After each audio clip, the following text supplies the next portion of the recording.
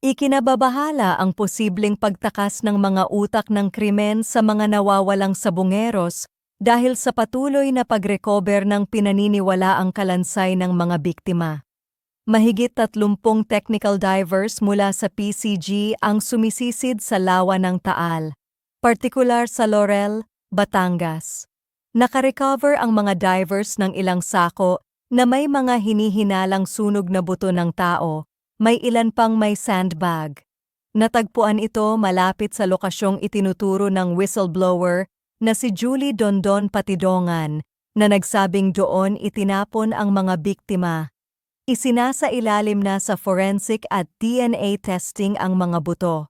Magde-deploy ang PCG ng mga remotely operated vehicles, ROVs, at aerial drones. Humihingi rin ang DOJ ng teknikal na tulong mula sa Japan upang mapabuti ang visibility sa ilalim ng tubig. Ang pagkakatuklas ng mga buto ay breakthrough kung saan idinadawit ang pangalan ng gambling czar na si Atong Ang, aktres na si Gretchen Barreto, at higit 15 police officers sa karumaldumal na krimen sa ating panahon.